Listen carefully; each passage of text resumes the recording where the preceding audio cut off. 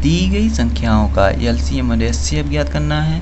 जहाँ पर दिया गया question NCERT math class 10th के एक्सरसाइज 1.1 का तीसरा क्वेश्चन है, जहाँ पर दिए गए संख्याओं का एलसीएम और एचसीएफ ज्ञात करने के लिए सबसे पहले इन संख्याओं का गुणनखंड करेंगे। जहाँ पर दी गई संख्या 12 का सबसे पहले यदि गुणनखंड करें तो इसका गुणनखंड करने के लिए सबसे छोटी अभाज्य संख्याओं से भाग दिया जाता है, जिससे यह संख्या कट जाए।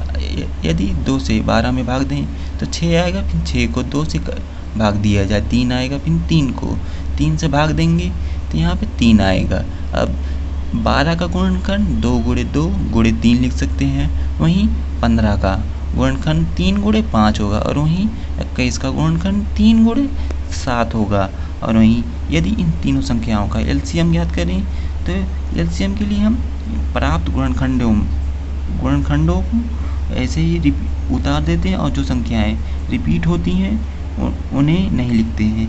यदि इन यहाँ पर दी गई संख्या 12 का गुणनखंड यहाँ पर उतार दें तो 2 गुणे 2 गुणे 3 लिख सकते हैं।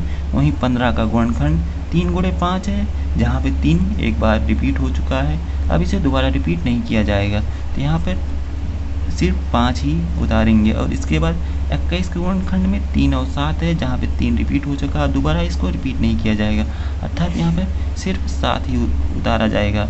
इस तरह से इन तीनों संख्याओं का एलसीएम 2 गुणे 2 गुणे 3 गुणे 5 गुणे 7 है। अब यदि इन संख्याओं का मल्टीप्लाई करें तो हमें 420 प्राप्त होगा। और वहीं इन तीनों संख्याओं का एचसीएफ ज्ञात करने के लिए हम इनके गुणनखंडों में ऐसी संख्या प्राप्त करते हैं जो तीनों संख्याओं के गुणनखंड में हो।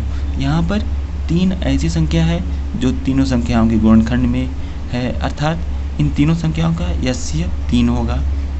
अब तीसरे क्वेश्चन का दूसरे क्वेश्चन में दी गई संख्याएं 17 और 23 और 29 है।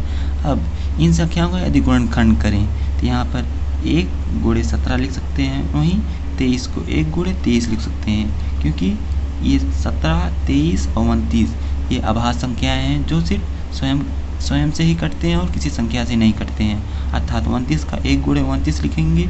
अब इन तीनों संख्याओं का एलसीएम ज्ञात करने के लिए इन संख्याओं के गुणनखंड के रूप में प्राप्त संख्याओं को उतार देते हैं और जो संख्या दोबारा रिपीट होती है उसे नहीं लिखा जाता है। अब यहाँ पे 1 गुणे 17 लिखेंगे, फिर 1 रिपीट हो रहा तो सिर्फ 23 ही लिखेंगे।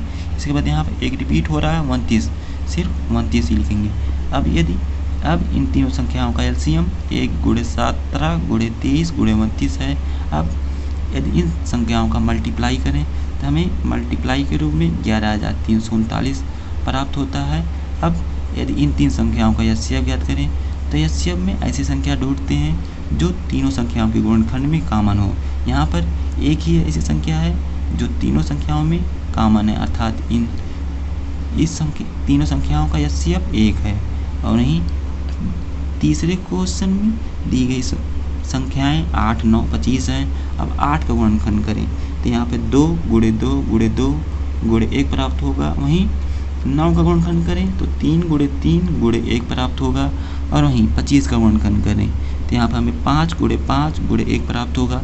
अब यदि इन तीन संख्याओं का एलसीएम ज्ञात करें तो एलसीएम में हम इन संख्याओं के गुणनखंड के रूप में प्राप्त संख्याओं को उतार देते हैं और जो संख्या रिपीट होती है उसे नहीं लिखते हैं। यहाँ पे 2 गुणे 2 गुणे 2 गुणे 1, यहाँ पे इसको उतार देंगे। यहाँ पे 3 और 3 गुणे 3 इसको लिख देंगे और यहाँ पे 5 गुणे 5 को भी लिख देंगे, क्योंकि ऐसी कोई भी संख्या नहीं है जो दोबारा रिपीट कर रही हैं।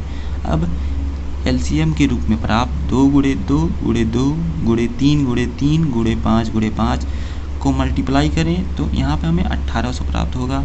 अब इन तीन संख्याओं 8, 9, 25 के गुणनखंड में ऐसी सिर्फ एक ही संख्या है जो तीनों संख्याओं में रिपीट हो रही है, वो संख्या 1 है जो तीनों संख्याओं में रिपीट हो रही है, अर्थात इन तीनों संख्याओं का एचसीएफ 1 और एलसीएम 1800 प्राप्त हुआ।